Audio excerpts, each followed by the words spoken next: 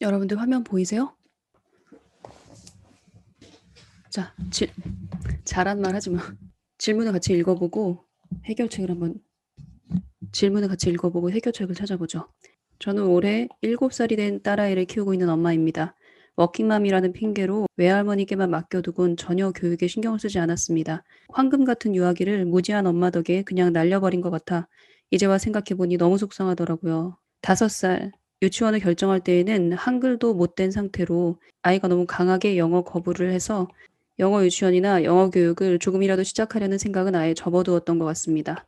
5살 때 조금이라도 신경을 썼어야 됐는데 코로나 때문에 유치원도 못 가고 12달 중 거의 10달을 할머니랑 둘이서 집에서 먹고 자고 놀고만 했네요. 저희 딸은 집 근처 초등학교 병설 유치원을 다니고 있습니다. 병설 유치원은 교육비가 무료지만 사립과 다르게 거의 교육을 하지 않아요. 발등에 불이 떨어졌다 생각하고 올 1월부터 제가 아침에 출근하기 전 2, 30분 정도 알파벳과 파닉스를 집에서 조금씩 가르치기 시작했습니다. 비극의 시작이네요. 가르치기 시작했다.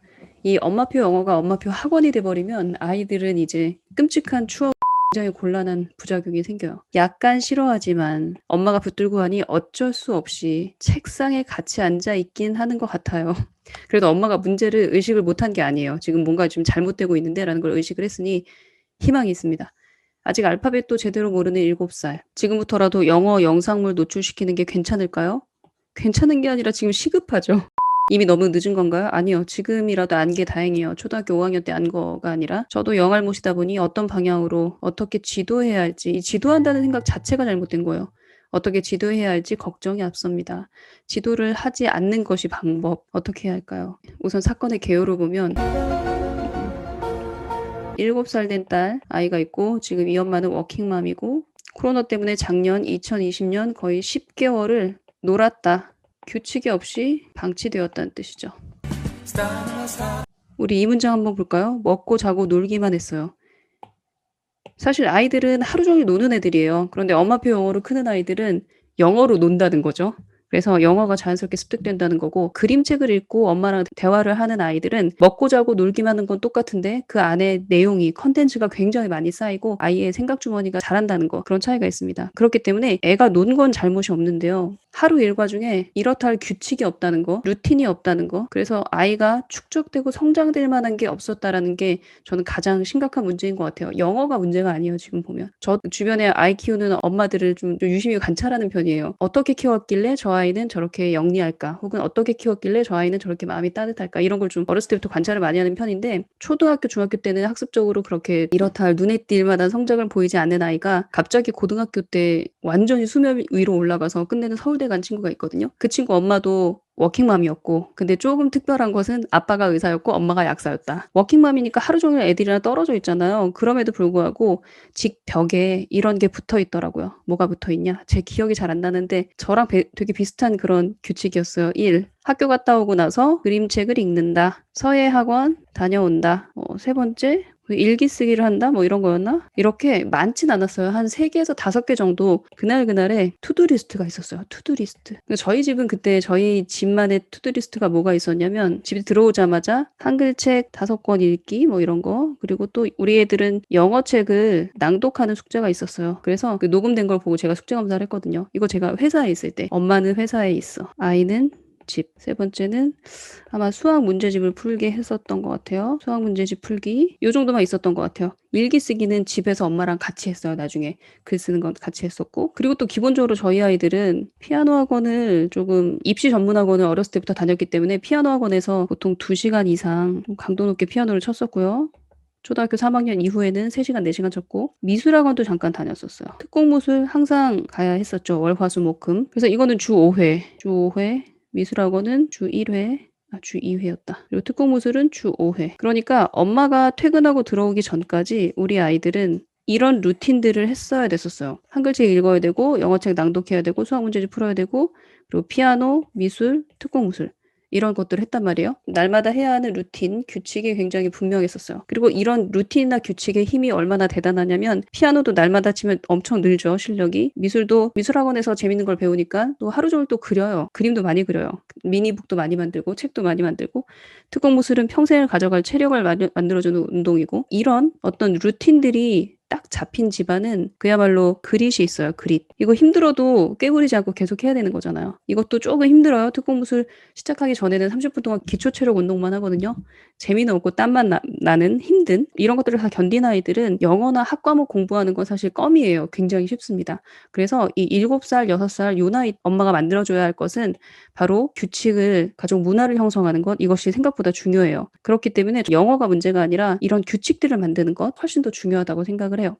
이 와중에 천만다행인 것은 이 엄마가 영어 유치원을 본능적으로 안 보냈다는 거예요. 많은 직장맘들이 하는 실수가 뭐냐면 5살 때 얘가 한글도 못 듣고 못 읽고 당연히 영어도 별로 들려준 적도 없어. 그래서 영어를 못 알아듣고 말을 하지도 못해. 이런 상황에서 저지르는 실수가 우리 아이는 영어를 못하니까 영어 유치원을 혹은 영어 학원을 보내야지? 라는 엉뚱한 생각을 하는 거예요. 영어를 못하면 영어 유치원을 보내면 안 돼요.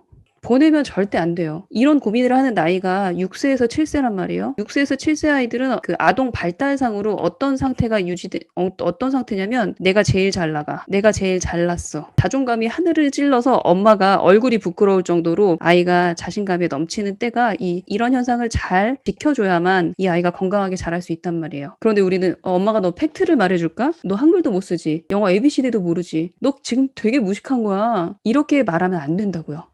이때는 엄마 나 알파벳도 몰라서 어떡해? 나 아무것도 모르는 바보 같아. 이렇게 7살짜리 아이가 말한다 하더라도 괜찮아. 엄마는 중학교 1학년 때 알파벳 처음 알았는데 우리 영어 듣고 공부할 시간 굉장히 많고 재밌는 애들이 많아. 아직은 서툴러도 한 해 한 해 굉장히 빠른 속도로 자라. 너희는 어린이기 때문에. 이렇게 지금 위로를 해서 얘 자신감을 붐업시켜도 지금 아이가 건강하고 행복하게 자랄까 말까예요. 이런 상황에서 요 6, 7세 때 팩트 폭격하시면서 아이한테 현실을 직시하게 만드실 필요 전혀 없습니다. 이때는 자기 자신에 대한 환상을 가지고 있어야 정상인 나이예요. 자기 자신에 대한 환상. 뭐든지 할 수 있어. 난 뭐든지 할 수 있어. 이런 자신감이 있어야 될 나이가 6, 7세 아이예요. 아동 발달을 전공한 친구들한테 물어보세요. 이 6, 7세 아이, 뭐 에릭슨이건 프로이드건 어떤 과학자건 6, 7세 아이의 행동 발달, 또 인지적인 상황이 어떤지 이런 상태가 유지돼야 되는 자기 자신에 대한 환상이 유지돼야 되는 이 시기에 영어를 못하는 아이를 영어 유치원에 던져놓는다. 그럼 어떤 일이 벌어지겠어요? 충격이 아이한테서 오랫동안 머무를 거예요. 그리고 그것은 그 아이의 초등학교, 중학교, 고등학교 학습 능력에도 지대한 영향을 미칩니다. 이때 영어 유치원 안 보내신 건 정말 잘한 선택, 칭찬해주고 싶고요. 근데 문제는 뭐냐면 이분이 이 엄마의 기본적인 감정 상태를 보시면 그 황금 같은 유아기를 내가 이렇게 날려버리다니 너무 속상해 라는 생각을 우선 없애세요. 이 생각을 내 머릿속에서 지우세요. 지나간 세월은 지나간 거예요. 지나간 세월은 지나간 거예요. 지금 아이가 겨우 7살이잖아요. 이제 7살 된 거예요. 정확히 말하면 6살인 거지. 10살 이후, 7살 이후 2021년 올해 내가 아이한테 무엇을 어떻게 해줘야 하나 이것만 생각하세요. 올해 내가 우리 아이한테 지금 영어가 거의 백지 상태인 우리 아이한테 어떤 영어 기억을 어떤 영어 컨텐츠를 어떤 영어 추억을 만들어줘야 하나 이 굉장히 중요한 첫 스타트에 이런 생각을 하셔야 돼요. 엄마의 정서가 지나간 세월이 너무 한스러운 거예요. 이 정서를 떨치지 못한 상태에서 우리가 저지를 수 있는 실수가 뭐냐면 마음이 조급해져요. 미치겠어 지금 급해서. 그래서 어느 정도로 급한 마음이 지금 표현이 되고 있냐면 발등에 불이 떨어졌다 생각하고 올 1월부터 아침에 출근하기 전에 2-30분 알파벳과 파닉스를 집에서 가르치기 시작했대요. 제가 묻고 싶어요. 왜 출근 전에 바쁜 시간에 아이한테 2-30분 그것도 수업을 하는 것일까? 그리고 영어 그림책을 읽고 영어 만화를 보면서 노는 것이 아니라 왜 영어 수업을 하는가? 이분한테 묻고 싶어요. 최악의 선택을 2개를 하셨어요. 우선 출근 전에 하지 마시고요. 잠자기 전에 하세요. 그리고 영어 수업하지 마시고 영어 영상 같이 보고 노세요. 지금 얘가 영어를 들은 적도 없고 영어를 잘 모르는 상태에서 영어 첫 만남이잖아요. 첫 만남이 수업이면 너무 끔찍해요. 엄마가 갑자기 영어 선생님으로 바뀌어. 나 엄마랑 놀고 싶고 엄마랑 같이 오늘 유치원에서 있었던 얘기 할머니랑 같이 봤던 만화 얘기하고 싶은데 엄마가 영어 수업을 하고 있어. 야 이건 A고 이건 B야.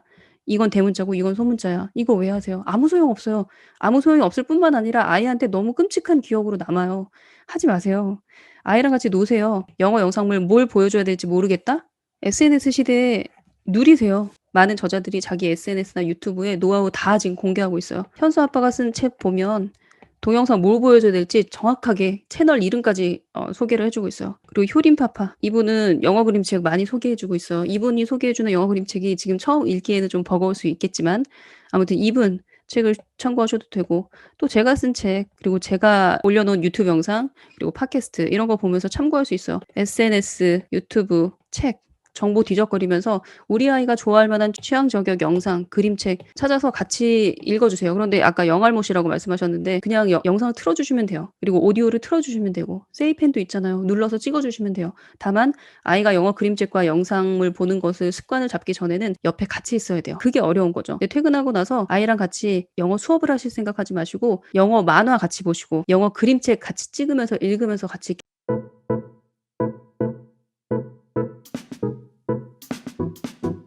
난 퇴근하고 나서 너무 힘들어서 아이한테 영어책 세이패드로 꾹꾹 눌러주면서 읽는 것도 잘 못하겠고, 영어 영상물 재미없는 거 옆에서 이렇게 같이 보는 것도 너무 괴롭고, 그러면 다 안 하셔도 돼요. 한글 그림책만 붙잡고 가세요. 한글 그림책을 잠자리에서 읽어주라는 건 왜 그러냐면, 우리가 아이들이랑 대화를 원활하게 재미있게 맛깔나게 할 수 있는 부모는, 그리고 아이랑 같이 정말 혼연일체가 돼서 놀 수 있는 부모는 사실 많지가 않아요. 저도 되게 아이한테 말 붙이고 막 이렇게 살갑게 막 이렇게 하는 거 잘 못하는 사람이었어요. 그런데 그림책을 가지고 그걸 읽어줄 수는 있잖아요, 저희가. 영어책은 못 읽어주더라도 한글책은 읽어줄 수 있잖아요, 모국어니까. 그래서 이 한글 그림책을 읽어주면서 아이의 마음을 더 이해를 하게 됐어요. 그리고 애한테 말 걸고 무슨 얘기하지? 오늘 무슨 대화를 나누지? 아이랑 대화를 많이 나누라고 하는데 무슨 얘기를 해야 되지?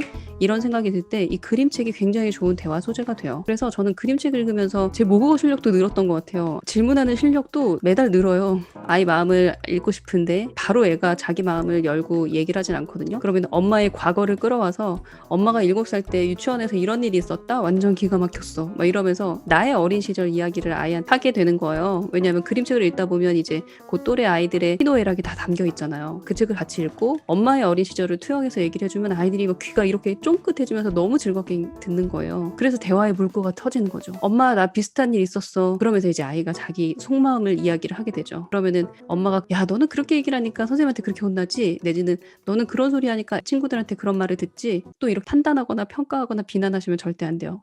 아 그랬구나. 얼마나 속상했을까. 그냥 그렇게만 하고 넘어가시면 돼요. 그래서 지금 영어가 문제가 아니라 아까 말씀드렸듯이 그 생활에 규율이 없는 것이 문제고, 또 하나는 아이랑 그림책을 매개로 하건 뭐 아니면 뭐 그림 그리는 걸 매개로 하건 뭐 대화를 나눈 경험이 적으신 것 같아요. 그리고 대화가 축적된 그런 경험도 별로 많지 않으신 것 같고요. 그래서 제가 드리는 최종 처방은 잠자기 전에 아이한테 한글 그림책을 읽고 아이랑 대화를 나누는 게 처음에는 어색하더라도 이걸 습관으로 루틴으로 한번 굳혀보시라. 그러면 어떤 일이 벌어지는지 이제 본인이 실감을 하실 거예요. 그리고 나서 이게 갖춰졌으면 사실 영어는 그냥 껌이거든요. 요즘 넷플릭스 있고 유튜브가 있고 영어 환경을 못 만들어줄 이유가 없어요. 그냥 틀어주기만 하면 되고 규칙을 마련해서 1시간만 보자, 영어로만 보자, 요거만 틀을 잡으시면 되거든요. 아이들도 엄마도 영어 때문에 괴롭지 않았으면 좋겠어요. 영어 때문에 힘이 나고 영어 때문에 살맛 나고 영어 때문에 더 즐거워지는 그런 인생이 되셨으면 좋겠습니다.